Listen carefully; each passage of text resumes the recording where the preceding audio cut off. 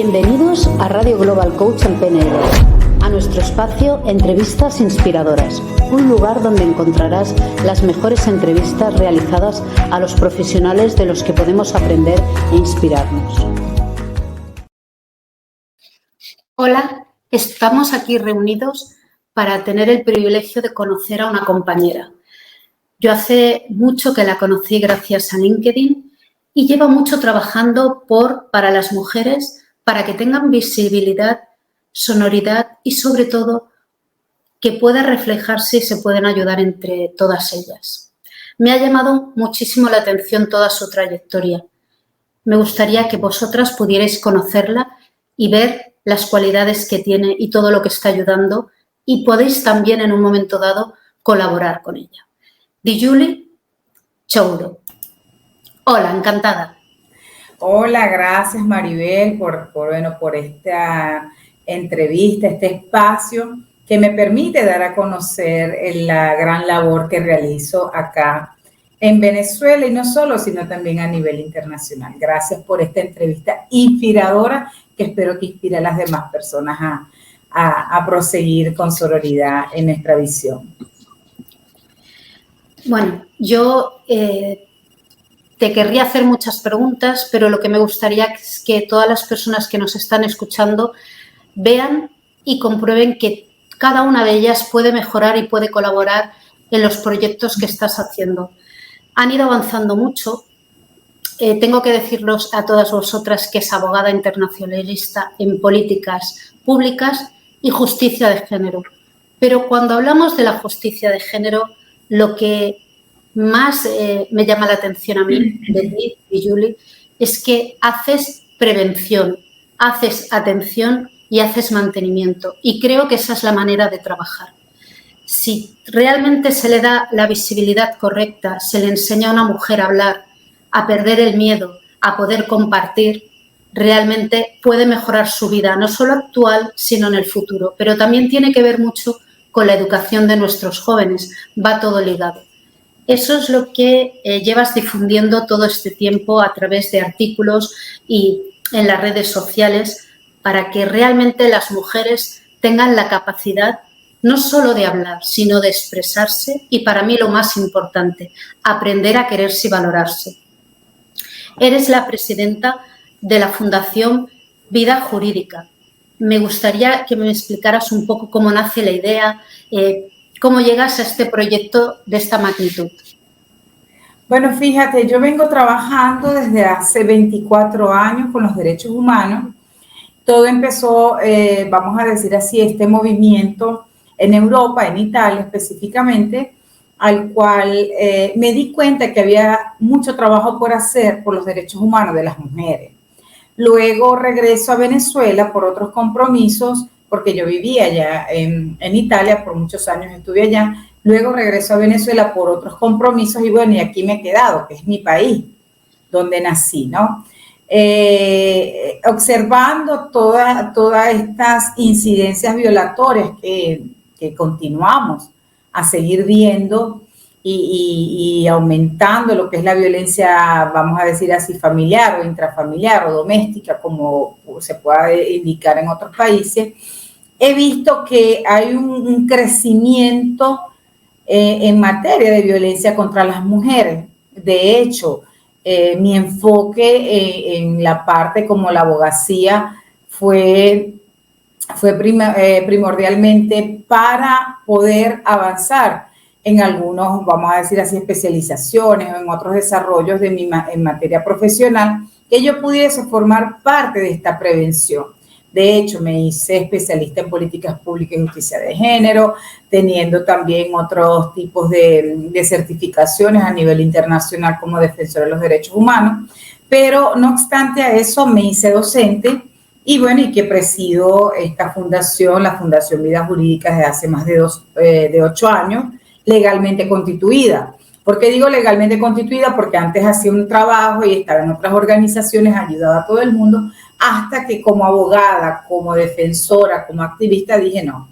Y me lo decían, doctora, ¿cuándo va a tener usted su fundación? Y así hice, registré la Fundación Vida Jurídica, que lleva también mi nombre, Dijuli Chouro, Fundación Vida Jurídica Dijuli Chouro, porque yo decía, bueno, tanto trabajo que estoy haciendo, me gustaría dejar algo en mi nombre también, ¿no? Y bueno, acá en Venezuela he realizado también textos jurídicos normativos que han sido sancionados tanto por el Consejo Municipal como por el Consejo Regional, ¿no? Asesoro muchísimo lo que es en materia legislativa, siempre en los derechos humanos de las mujeres, en materia de violencia contra las mujeres, bueno, para que vivan una vida libre de violencia. Bueno, una de las cosas que debería saber todo el mundo es que se crea una red que se llama Naranja, ¿vale? Esta red creo que es importante porque ha dado muchísima difusión y colaboran muchas personas. Así es, pertenezco a una red que se llama la Red Naranja, es una red al cual estamos muchas activistas y también personas como yo, profesionales que atendemos casos de violencia. Es una red donde se ha articulado no solo a nivel nacional acá en Venezuela, sino también a nivel internacional. Es decir, cuando una víctima tiene algún tipo de problema en materia de violencia contra las mujeres, nosotras vemos a quién le podemos trasladar ese caso, bien sea si está fuera de Venezuela o si está internamente en Venezuela, ya nosotros sabemos a quién podemos darle o trasladarle el caso para la asesoría pertinente y necesaria. Aquí lo bueno que yo quisiera trasladarle a todas las mujeres es que hay una oportunidad de cambio, hay una trayectoria en la que se puede avanzar tanto estudiando, yendo a conferencias, como asumiendo que hay un cambio desde el antes al después. Tal vez en antes no se ha podido ayudar, pero ahora hay una gran red, hay la fundación que tú presides y en esa fundación se puede ayudar a las mujeres en todos los ámbitos. Eso para mí es muy importante. Cuando yo te oigo hablar a ti, lo que a mí me transmites es que cualquier problema que yo tenga como mujer, sea de una situación de violencia u otra, da igual, que yo me haya sentido forzada, violentada o que en algún momento haya tenido miedo, sé que puedo hablar contigo y empezar una nueva línea y un nuevo camino para perder ese miedo y dar lo mejor de mí mismo. Así es.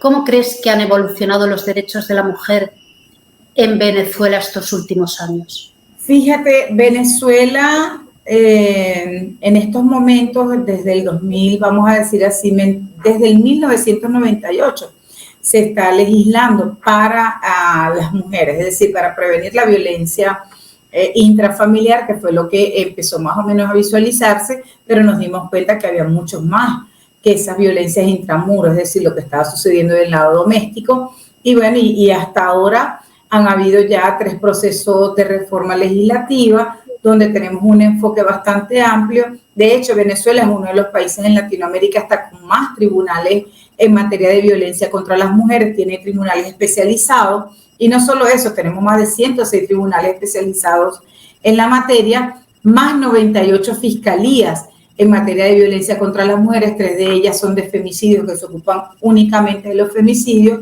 y una abierta hace poco de trata de personas. Entonces, fíjate, como herramientas, como organismo, como en la parte preventiva tenemos muchísimas herramientas y también muchísimo acceso a poder ir a un momento determinado a solicitar algún derecho infringido y más en materia de violencia contra las mujeres.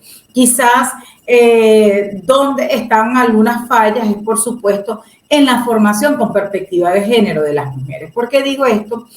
Aunque sí en estos momentos les estoy dando un diplomado en materia constitucional, pero también les he dado en materia de violencia contra las mujeres, formo parte como formadora para que los funcionarios y funcionarias, tanto jueces, juezas, bien sean abogadas, abogados o quienes estén en los medios o en la parte de la seguridad ciudadana, se formen con perspectiva de género preventiva en materia de violencia contra las mujeres. Entonces, esto también forma parte de las políticas públicas que está realizando el Estado. Hay muchas fallas, claro que hay muchas fallas, pero debemos también ser parte del cambio y la transformación de poder formar, porque así como accionamos e indicamos al Estado dónde están las fallas, también podemos trabajar para transformar y, por supuesto, siempre con una misma línea en el sentido de la prevención. Yo soy muy preventiva, me encanta lo que es la educación, soy docente también y esto me ha ayudado a poder formar a los funcionarios y no solo a la ciudadanía acá en Venezuela con perspectiva de género de las mujeres, sobre todo en parte de lo que es la violencia de género de las mujeres.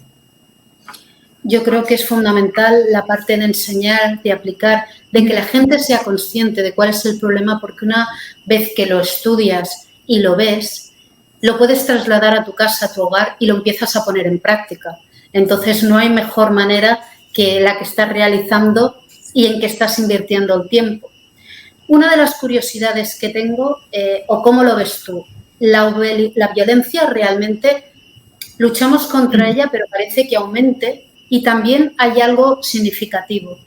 La juventud, las personas que llegan detrás, que se supone que tendrían que tener un poquito más de seguridad, aquí parece que no está avanzando el tema de la manera correcta. Entonces, ¿cómo lo ves? ¿Hay más violencia en la gente joven? ¿Las parejas empiezan de jóvenes o esto solo está anclado ahora en una estabilidad del pasado? Fíjate, esto no es que está sucediendo ahora, esto ha sucedido siempre. Ahora bien, ¿en qué hemos cambiado? ¿En qué hemos avanzado? En que estamos muchas mujeres, y no solo mujeres, sino también organizaciones, visibilizando todo este tipo de incidencias que viene a formar parte de este sesgo violatorio. La juventud, por supuesto, mientras más nosotros tomamos a tiempo estos correctivos, por supuesto vamos a tener menos violencia. A veces me indican, doctora, pero fíjense, en lo que va del año ya llevamos más de 90 mujeres asesinadas por la parte de lo que es el femicidio, ¿no? Ayer, por ejemplo, con otra colega que llevamos las estadísticas acá en Venezuela de femicidio, dando los reportes, tuvimos ya a otra mujer asesinada, y no solo asesinada, degollada y sexualmente violentada. Entonces, hay que tener mucho cuidado qué es lo que está sucediendo en este contexto social. No es que antes no sucedía, sí sucedía. Lo único que no estaban las herramientas que tenemos ahora para denunciar, para visibilizar, para indicar, hasta para identificar cuáles son esos tipos de violencia. Porque uno decía, bueno, en mi casa hay este tipo de violencia, mi papá golpea a mi mamá, y bueno, y eso quedaba allí, porque se decían que las cosas no se podían, lo que sucedía en el hogar no se podía relucir fuera de él, ¿no? Entonces, ya hasta muchas personas, hasta niños, niñas, adolescentes, están tomando conciencia de lo que está sucediendo. Ya están identificando cuando mi mamá puede ser golpeada o cuando mi mamá puede ser hasta violentada, bien sea hasta psicológicamente o maltratada, ¿no? O sea, estos indicativos vienen a formar parte de que hay información y que también tenemos que tener cuidado con la información que podamos encontrar en las redes sociales, porque se ha tomado también este tema, que es un tema muy delicado. Yo trabajo mucho lo que es el liderazgo, el empoderamiento femenino, trabajo mucho para que las mujeres puedan tener sus herramientas para sus derechos y defensa, no solo en esa materia de liderazgo de reconocerse de quién yo soy, sino también de poder identificar en qué momento determinado pueden ser víctimas de violencia. Y esto lo hago en los niveles tanto de niñas, adolescentes y mujeres, pero dándole una visión también más hacia la colectividad, es decir, donde puedan entrar todos y que puedan identificar. Por supuesto, el tema de la violencia de género contra las mujeres es un tema que lo vemos a nivel global, cómo ha aumentado tanto, vamos a decir, en Latinoamérica, en Europa y en los demás países, y como ya identificamos, ya estamos reconociendo este fenómeno global que viene a vulnerar y, por supuesto, vienen a seguir visualizando lo que es la violencia contra las mujeres. El reconocerlo. Fíjate, y no solo eso, que tenemos un tipo de violencia que es la digital, la violencia digital, que no se hablaba de eso, pero ahorita estamos trabajando hasta en estos momentos. Voy a tener después en semana una reunión para ver cómo podemos nosotros en materia de Latinoamérica hacer un protocolo, identificar bien cuál es esa violencia digital, porque lo digital se hace real, como nos lo dicen las Naciones Unidas. Entonces, tomar en cuenta, identificar y sobre todo denunciar cuando hay casos, porque la violencia, todo lo que conlleva la violencia, todo lo que genera violencia son actos delictivos y entonces como tal deben ser corregidos a través de las vías, bien sean administrativas y judiciales. Realmente estoy totalmente de acuerdo contigo en que la primera parte es la difusión que se está dando para que realmente se vea que hay. Es verdad que nos han educado que lo que pasaba en casa no había que contarlo y era normal. De pequeños, la violencia, llegar a casa con miedo y que te pegaran por algún motivo, se consideraba lógico y no se podía explicar, aunque se dijera que se tenía que hablar.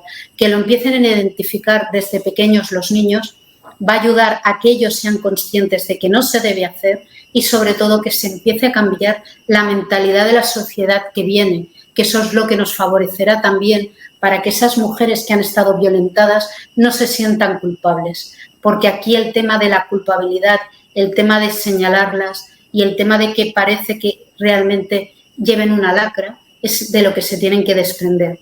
Y la red digital, igual que ha mejorado para muchas cosas la comunicación, es verdad que aquí estamos viendo día a día como muchas veces se martiriza a mujeres con fotos que a lo mejor no deseaban o corren vídeos y también aquí se está viendo mucho desde temprana edad. O sea, las jóvenes no son conscientes del poder que tiene ahora de enviar un vídeo y hay que, aquí está saliendo mucho a la luz y están abogando por controlar mucho lo que son pederastas, lo que son violadores y esto es algo muy importante. Con la educación y explicándoles lo que significa tener un móvil y el poder trasladar fotos y mandar vídeos que sepan ese significado, a la gente joven le va a ir muy bien, igual que controlar la violencia doméstica sobre todo. Así. Pero en la fundación aparece o recurren a ti todo tipo de mujeres. También imagino que con todo tipo de edades. Sí, nuestra fundación, fíjate, la Fundación Vida Jurídica, que tiene, estos son los folletos que tenemos acá donde identificamos primero los tipos de violencia por si la persona o la víctima se identifica en alguno de estos tipos de violencia. Explicamos primero qué es la violencia contra las mujeres y entonces también dónde poder ir a denunciar, quiénes están legitimados o legitimadas. Es decir, si yo soy la vecina de María y a María la están golpeando, ¿podré yo también denunciar? Siendo esto que forma parte tanto del ámbito público pero también privado, toda persona que tenga conocimiento de que alguna mujer pueda estar o alguna persona pueda ser víctima de violencia, puede llamar al 911, que aquí también lo coloco como un número de emergencia para poder indicar este tipo de incidencias. Muchas veces nos hacemos, vamos a decir así, sordos de lo que pueda estar sucediendo en la parte intramuro de mis vecinas o mi vecino, o lo que pueda estar viviendo esa mujer en un momento determinado, pero también somos corresponsables de lo que podamos ver de esas acciones. Una llamada puede salvar vidas, yo siempre lo he dicho, tenemos que tener en cuenta que hoy puede ser ella, pero ninguna está exenta a no ser víctima de violencia. Entonces, el reconocer, el identificar, también el dónde ir a denunciar, porque a veces las herramientas están, la difusión y campañas son muy precarias, a veces se le está dando otro enfoque que no es el real que debemos tener. No se trata de llevar, mira, yo hago mucha labor social, Maribel, y casi no la muestro por las redes sociales porque yo lo que más deseo mostrar es que las mujeres tengan las herramientas en un momento determinado y puedan ir a solicitar su tutela judicial efectiva. No se trata de yo darles quizás un kit de prevención o que yo me tengan que estar viendo a cada rato haciendo este tipo de labores, que también son válidas, pero primero tenemos que dar las herramientas pertinentes y necesarias para que esto no suceda. Yo puedo dar un kit vamos a decir, de aseo personal, puedo dar un kit bien sea en materia de salud, pero si no le doy las herramientas de que ya ella siendo víctima de violencia, no le doy esas herramientas para que ella pueda ir a solicitar su tutela judicial efectiva, entonces no estamos haciendo nada. No quiere decir que no dar esto no sea tampoco factible, sí es factible, pero creo que estamos desviando nuestra esencia y yo soy muy, vamos a decir así, muy firme con esto, que tenemos que educar, porque en la educación está la prevención y dentro de esa prevención, por supuesto, hay otras acciones que podemos hacer libremente. Es que lo que dices para mí es lo básico. La educación es la piedra sobre la que se va a sostener no solo el día de hoy, sino el mañana. Hay que tener en cuenta que no tenemos que atacar a otra persona por norma, como se hacía antes, ya sea verbalmente o a través de vídeos o de imágenes, o ponerle la mano encima, porque cuando empezamos a desatar la violencia no se puede parar. Una mujer, yo creo que lo más importante es saber las herramientas que se tienen para ser consciente de qué le está pasando, que deje de sentirse culpable y a partir de ahí uno puede empezar un nuevo camino.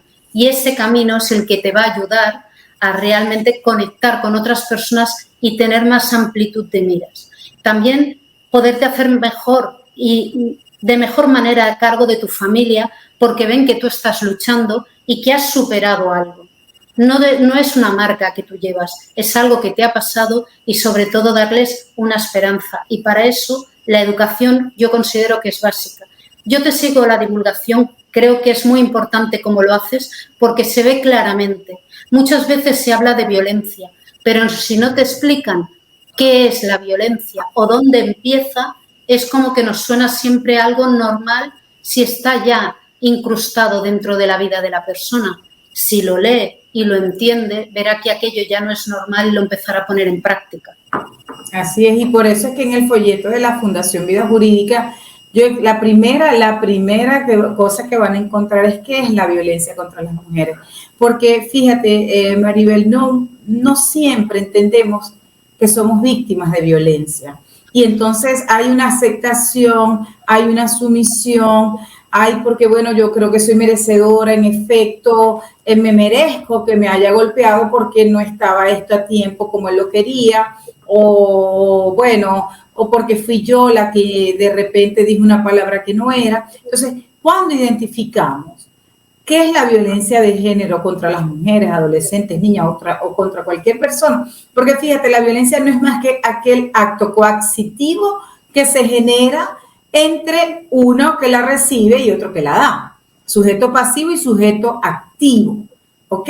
Entonces ya cuando identificamos, yo estoy siendo víctima, y que no solo eso, sino que muchas veces no quieren denunciar porque me dicen, doctora, ¿para qué voy a ir a denunciar? Si cuando voy allá al órgano me dicen que para qué voy a denunciar, si dentro de poco voy a volver con mi esposo, tal. Nosotros no podemos estar haciendo ni siquiera juicios de valores y se los indico yo a los funcionarios y funcionarias, a fiscales, a todos los que yo he preparado para que se aboquen a la defensa también de los derechos humanos de las mujeres, para que las mujeres puedan tener un trato digno a la hora de solicitar su tutela judicial efectiva o bien sea administrativa. Entonces, las herramientas en la parte institucional deben estar formados, claro que deben estar formados, y no solo en la parte institucional, en las casas, en las escuelas, se debe llevar esta información de manera desinteresada, siempre con un bien común y, por supuesto, para establecer mecanismos preventivos. Yo soy muy defensora de lo que es la educación.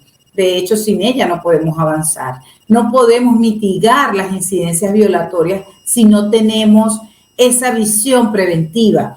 Fíjate, yo tengo la herramienta de lo que es el preventómetro, comúnmente llamado el violentómetro. ¿Y qué hice yo? Esto me sucedió en pandemia. Yo decía, pero es que quiero cambiar la palabra del violentómetro, porque si en efecto se usaba a nivel internacional lo que es el violentómetro, y lo veo como que algo como que me indica a mí que vamos a seguir en estos sesgos de violencia, yo dije, vamos a trabajar la prevención, porque la narrativa también, aunque tú no lo creas, ayuda. Tenemos que cambiar la narrativa, tenemos que empezar, ojo, no es que voy a invisibilizar las incidencias violatorias, pero sí puedo cambiar la narrativa por algo preventivo y enfocarnos, y de tanto decirlo, voy a trabajar la prevención, más no la violencia. ¿Por qué? Porque estamos trabajando lo que es más la violencia, mas no estamos trabajando lo que es la prevención, la educación y la prevención. Y entonces mi enfoque siempre ha sido educar es prevenir para no llegar a esto. Porque estamos más, si analizamos el enfoque, estamos más en esto, en la violencia, ya cuando ya los hechos han sucedido. ¿Me entiendes? Entonces, cambiar la narrativa también es importante. Hombre, yo creo que hablar de prevención y poder cuantificarla es mucho más importante que hablar de la violencia cuando ya está cursada, ya no tiene cambio. Yo cuando conozco a una mujer que le ha sucedido algo así de grave, siempre le digo lo mismo. Yo no te puedo ayudar a cambiar lo que ha pasado antes. Lo que podemos intentar es ver con qué perspectiva lo puedes ver y ver un futuro mejor delante o que te sirva para tener claro qué es lo que no quieres en tu vida. Yo siempre utilizo la misma bisabuela, muy sabia, siempre me decía que hay que perdonar pero no olvidar para que las circunstancias nunca se vuelvan a dar. Y que el perdón empezaba por perdonarse uno mismo. Yo siempre le digo a las mujeres o compañeras que he visto que tú te tienes que perdonar porque no te has equivocado en amar, en intentar compartir, crear una familia. Eso es dar una oportunidad y eso es bonito. Si no surge o se ha estropeado, lo que hay que tener claro es identificar que eso no es lo que bueno que tienes que tener en tu vida y que lo tienes que cambiar, porque si cambias esa situación, cambiará tu vida. Aunque no dejes de querer a veces a esa persona directamente, pero con el tiempo y la distancia te das cuenta que has creado una imagen que no es la imagen real que tú necesitas en tu vida. Aprender a quererse, la autoestima y sobre todo enseñar a los jóvenes desde pequeñitos qué es la violencia es fundamental para que realmente llegue un momento que no tengamos que hablar de tanta gente fallecida, tantas mujeres fallecidas en estas circunstancias tan graves, porque no solo se pierde esa mujer, se destroza toda la familia de alrededor, hijos, las madres, las hermanas, los padres, pierden a alguien y eso no se recupera. Con lo cual, para mí, el enfoque que le estás dando es fundamental. Me gustaría que la gente pudiera recurrir a ti, que nos digas qué teléfono, qué dirección, cómo te localizan o la página web. Yo siempre te recomiendo el LinkedIn, pero aparte de LinkedIn, si hay una página web donde se te pueda seguir para consejos o todos los que nos puedas dar para que podamos compartir, siempre es bueno, porque la claridad en las ideas hace que nuestra vida mejore y que sanemos y que no nos olvidemos de que a lo mejor nosotras estamos bien, pero tenemos una compañera al lado que le puede estar sucediendo y por vergüenza no habla. La mejor manera es que ella misma se dé cuenta y sea consciente de que tiene que cambiar eso para que su vida mejore y se atreva a hacer ese cambio general que se necesita tanto para el mundo como para la sociedad. Así es, fíjate, estaban preguntando que si existen protocolos en materia preventiva de violencia contra las mujeres. Sí. A nivel internacional y por supuesto las Naciones Unidas y la OEA han trabajado muchísimo a través de los protocolos preventivos y en España tienen muchas herramientas porque yo coloco también España como ejemplo porque hay muchas herramientas que son muy buenas hasta donde llevan las estadísticas, hasta cómo manejan lo que es la prevención, porque por supuesto siendo uno de los países europeos también con mayor incidencia en materia de violencia contra las mujeres, como es España, Italia, yo siempre estoy en esa conexidad en las herramientas, ¿no? Como ustedes allá en España tienen lo que es la violencia vicaria, que la vivimos acá también en Venezuela, lo único que cuando la indiqué para que fuese agregada en el texto normativo, eso todavía aquí no tiene una correlación, pero sí, tiene la correlación, más no tiene la conexidad para poder tener ese tipo de violencia dentro de la misma. No quiere decir que con esto no suceda, así sucede, que es la violencia vicaria, es aquel tipo de violencia que se ejerce hacia la mujer, pero causándole daño a terceras personas, es decir, hacia un familiar de la víctima, hacia un animal, hacia las cosas. Entonces, de verdad que, bueno, para mí España ha sido parte fundamental dentro de este recorrido normativo y también, bueno, allá con el ACNUR de España tengo también buena conexión en materia de refugiados, en materia de migración. Las mujeres no solo son las víctimas que puedan estar dentro del hogar, tenemos las mujeres también migrantes, tenemos las mujeres dentro del trabajo, las mujeres víctimas también del acoso callejero. Entonces hay muchos tipos de violencia que por supuesto que ya una vez identificado lo tomamos como parte fundamental para poder llevar estadísticas. Lo que no se enumera, lo que no se cuenta, lo que no se lleva como estadísticamente no cuenta, y entonces es fundamental las estadísticas, es fundamental también ver cómo ha venido creciendo esos índices o bajando. ¿Dónde es que está entonces si vemos algo que está funcionando, enfocarnos más a eso, lo que está funcionando? Y esto es como te digo, esto es un continuar, esto no es que hoy soy víctima y mañana no. La víctima, por supuesto, es víctima, pero hasta cuando ella decide serlo. Ni siquiera nosotros como asesoras, como abogada, como formadora, como docente tal, le podemos indicar a la víctima que su tiempo ha llegado. Nosotros podemos asesorar, ni siquiera aconsejar. Aquí nosotros no estamos para aconsejar a nadie. Aquí estamos para asesorar, orientar en cualquier momento determinado de solicitar alguna asesoría o desea ir a algún instituto o alguna dependencia donde se pueda colocar la denuncia, pero que vaya, por ejemplo, con unas herramientas, que vaya conociendo cuál es ese derecho infringido también, que muchas veces ni la propia víctima lo identifica porque se desconoce lo que está dentro de nuestras legislaciones, se desconoce hasta lo que pueda suceder en un momento determinado y hasta se desconoce que es un femicidio o feminicidio. Entonces, fíjate, es un trayecto muy largo, pero lo importante es que programas como este, como lo que tú estás haciendo, que pueda llegar a una colectividad, que puedan identificarse, que podamos articularnos y que queda libremente lo que es mi organización, la Fundación Vida Jurídica, que aunque sí es una fundación que está acá en Venezuela, trabajo también a nivel internacional. Tengo una línea naranja, que es la primera fundación que maneja una línea naranja en Venezuela, en el sentido de que es una línea que hace traslados de casos y, por supuesto, con las demás organizaciones podemos buscar esa tutela o esa ayuda, ¿no? A través de esta línea.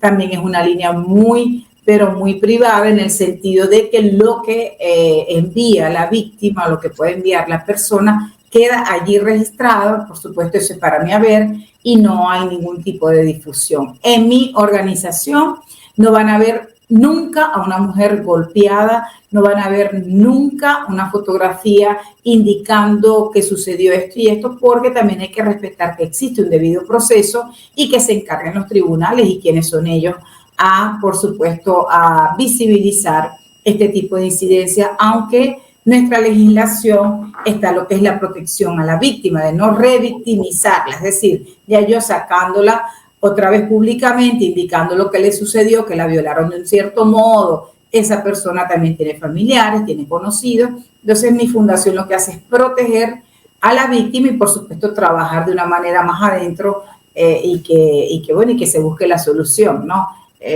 Hay organizaciones o hay otras, vamos a decir así, periódicos y esto que trabajan con la visibilidad de la víctima, porque bueno, hay un amarillismo muy grande, no hay un periodismo con perspectiva de género de las mujeres en materia de violencia y entonces eso causa muchas veces morbo y eso es lo que más vende. Yo no estoy aquí para venderle a nadie nada, yo estoy aquí más bien para que las mujeres se empoderen en sus derechos y defensa y puedan, por supuesto, tener esa tutela, garantía, tanto por parte del Estado y, por supuesto, nosotros como personas corresponsables de la tutela de la ciudadanía, venimos a formar parte de esta prevención. En la Fundación Fundación Vida Jurídica por Instagram, también tengo el Twitter, Fundación Vida Jurídica, y en LinkedIn me buscan por Diyuli Chourio y bueno, y por todas las redes también Diyuli Chourio. Vale. Es importante ahora que la gente sea consciente de que te pueden buscar, que pueden encontrarte y pueden consultarte. Y realmente estoy totalmente de acuerdo contigo que a veces esas fotos son desagradables porque cuando la persona lo ha superado, la vuelves a anclar o la vuelves a hacer sentir pequeña, débil y víctima de un sitio que ya ha salido y está trabajando por salir. Lo importante es darles herramientas, ayudar, que cada una de ellas coja confianza, seguridad y pueda volverse a mirar al espejo sabiendo que puede dar lo mejor de sí misma y sobre todo también trabajar. Encantada de haberte tenido y de pasar este rato contigo y que podamos difundir siempre que hay salidas, que hay oportunidades y que entre todas lo podemos trabajar y encontrar soluciones para llegar a un mundo más equilibrado o mejor, empezando siempre desde abajo, porque la educación, los niños, los jóvenes son los que tienen la oportunidad de lograr esos cambios que necesitamos para el día de mañana. Así Muchísimas gracias. Dime. Gracias, Maribel. No, quería dejar el número telefónico de la Fundación de la Línea Naranja. Sí. Esto también funciona a nivel internacional a través vía WhatsApp, porque a veces no se conoce hasta en los mismos países donde pueden ir a denunciar y bueno, siendo internacionalista tengo mucha conexión también a nivel internacional. Para ello, y es el 0058-424-624-7930. Esta es una línea naranja que no solo sirve para Venezuela, sino también a nivel internacional, solo por vía WhatsApp, donde podamos tomar cualquier caso determinado y, por supuesto, trasladarlo a las dependencias del país que le corresponde. Lo importante es que busquen ayuda, no se queden calladas, no están solas. Y gracias de verdad, Maribel, por esta entrevista inspiradora, que más que inspiradora, preventiva nos va a dejar este mensaje que hoy y mi persona están dando. Gracias de verdad, un abrazo sororal. Y que sigan muchísimos más. A ti por la ayuda que estás haciendo a todas esas mujeres y a todas esas familias porque les estás dando la oportunidad que para mí personalmente es más importante, no solo de poder vivir, sino de disfrutar de la gente que quieren y aman. Nos vemos otro día y sobre todo poneros en contacto si tenéis este problema o necesitáis ayuda para poder atenderos en cualquier país. Gracias y nos vemos el próximo día. Gracias, muchísimas gracias. Feliz tarde. Te esperamos en el siguiente episodio para seguir disfrutando juntos de las entrevistas inspiradoras. Aquí es tu radio, Radio Global Coach Antena, tu emisora.